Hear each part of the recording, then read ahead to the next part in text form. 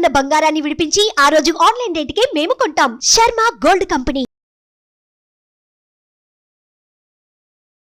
నమస్కారం, నేను మీ జాహ్నవి. మనతో ఉన్నారు ప్రముఖ జ్యోతిష్య వాస్తు పండితులు, భారతీ శంకరపీఠ వ్యవస్థాపకులు, వేద స్మార్త జ్యోతిష్య ఆగమ ధర్మశాస్త్ర ప్రతిష్టాంత పండిత వర్యులు బ్రహ్మశ్రీ అన్నవరపు తిరుపతి మూర్తి అవధాని గురువు గారు. మాట్లాడేద్దాం. నమస్కారం గురుగారు. ఓం అరుణాచలేశ్వరాయ నమః. గురుగారు, రేపు భాను సప్తమి అంట. మరి భాను సప్తమి విశిష్టత ఏమిటి? రేపు ప్రతి ఒక్కళ్ళు కూడా ఆచరించవలసిన విధి విధానాలు ఏమిటి అంటారు?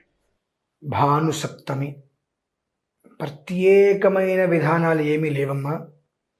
ప్రతి మనిషి చక్కగా ఈ మంత్రాన్ని, శ్లోకాన్ని గుర్తుపెట్టుకొని ఉదయాద్రి చారు చామర హరిత హయతుర పరిహస రేణురాగ హరిత హయ హరిత పరికర గగనాంగన దీపక నమస్తే పునస్తే నమస్తే నమః అనుకుంటూ 12 సార్లు సూర్యనారాయణ స్వామి వారికి అర్ఘ్యం వదిలి, అలానే శనేశ్వర స్వామి వారికి చక్కగా నమస్కారం చేసుకోవటము, తైలాభిషేకం అనేటువంటిది చేసుకొని, మనకు పాయసం, గోధుమ రవ్వతో పాయసం తయారు చేసి సూర్యనారాయణ స్వామి వారికి నివేదన పెట్టి అది ప్రసాదంగా తీసుకోవటం.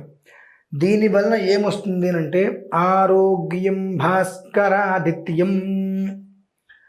ఆరోగ్య ప్రదాత భాస్కరుడు చక్కటి ఆరోగ్యాన్ని అయితే ఇస్తాడండి. మనం ప్రతిరోజు చేయవలసిందే. భానుసప్తమి వచ్చింది కదా అని చేయటం ఉపయోగం లేదు కదమ్మా. మనకు పుట్టినరోజు వచ్చింది కదా అని వాళ్ళు ఏదో మనం కేక్ కట్ చేస్తామంటే మళ్ళీ పుట్టినరోజు వరకు కూడా రోజులైతే వస్తున్నాయి కదా, రోజులు ఆగిపోలేదు కదా, వయసు అయితే పెరుగుతుంది కదా. అంటే రోజు మనం తినేటువంటి విషయాలు ఎలా అయితే ఉంటున్నామో ప్రతిరోజు కూడా చేసి తీరవలసిందే. కనీస మాత్రం అథవా నైమిత్తికం ఇట్లా భానువారము, భానుసప్తమి అలా కలిసి వచ్చినప్పుడైనప్పటికీ కూడా అది ఒక విధానం. 2 మిత్ర రవి సూర్య భాను ఖగ పూష హిరణ్య గర్భమరీత్యాదిత్య సవిత్రార్క భాస్కరేభ్యో నమః. సంజ్ఞా పద్మినీ ఛాయా ఉషా సమేత హరిహర బ్రహ్మాత్మక సవిత్ర శ్రీ సూర్యనారాయణ పరబ్రహ్మణే నమో నమః. ఇదమర్ఘ్యం సమర్పయామి. మనకు రక్తచంద్రం దొరుకుతుందమ్మా, ఎర్రచంద్రం అంటారు దాన్ని. ఆ రక్తచంద్రాన్ని శుభ్రంగా స్నానం మీద రగిస్తే గంధం వస్తుంది.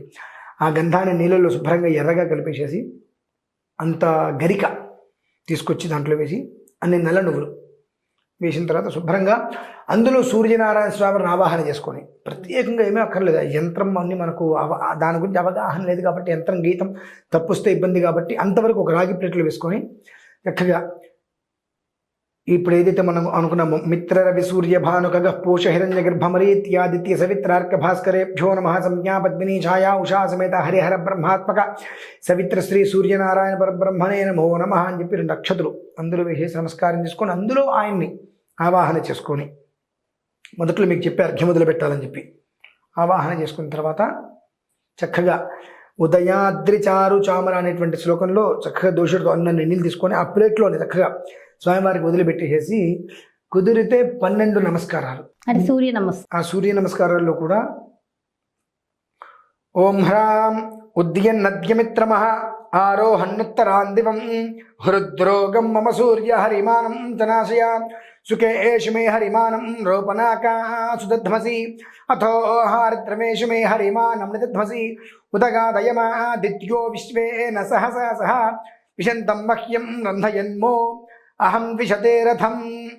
ఓం పునర్మామైత్వింద్రియం పునరాయుః పునర్భగః పునర్బ్రాహ్మణమైతుమా పునర్ద్రవిణమైతుమా యన్మేద్యరేతః పృథివీమస్కాను యదోషధీరప్యసరద్యతాపః ఇదం తత్పునరాదధే దీర్ఘాయుత్వాయ వర్చసే యన్మే రేతః ప్రశిచ్యతే యన్మ ఆజాయతే పునః తేన మామమృతం కురు తేన సుప్రజసం కురు. మిత్ర రవి సూర్య భాను ఖగ పూష హిరణ్య గర్భమరీత్యాదిత్య సవిత్రార్క భాస్కరేభ్యో నమః. సంజ్ఞా పద్మినీ ఛాయా ఉషా సమేత హరిహర బ్రహ్మాత్మక సవిత్ర శ్రీ సూర్యనారాయణ పరబ్రహ్మణే నమో నమః. సాష్టాంగ నమస్కారం సమర్పయామి. 12 నమస్కారాలు. అంటే ఆ ఒక రాగి పాత్రలో రక్తచందనం రాసేసేసి అందులో నీళ్లు, అలాగే అంత నల్ల నువ్వులు వేసి శుభ్రంగా ఎర్రగా తయారు చేసినంత నల్ల నువ్వులు వేసి గరికి పెట్టి స్వామివారికి ఇదే మంత్రంతో ఆయన ఆవాహన చేసి నమస్కారం చేసుకొని ఉదయాద్రి చారు చామర అనేటువంటి శ్లోకంతో అర్ఘ్యం మొదలుపెట్టి చక్కగా ఈ ఒక్క మంత్రంతో 12 సార్లు ఆయనకి సాష్టాంగ నమస్కారం చేసి హారతి సప్తాశ్వరూఢం నక్షత్రమాలం కోటికిరణ భాస్కరాయ. సప్తాశ్వరూఢం నక్షత్రమాలం కోటికిరణ భాస్కరాయ. స్వామివారి హారతి చక్కగా దాంతో స్వామి హారతి ఇచ్చి ఆ ప్రసాదాన్ని నివేదన పెట్టి ఆ ప్రసాదం వాళ్ళు తీసుకోగలిగితే చాలమ్మా.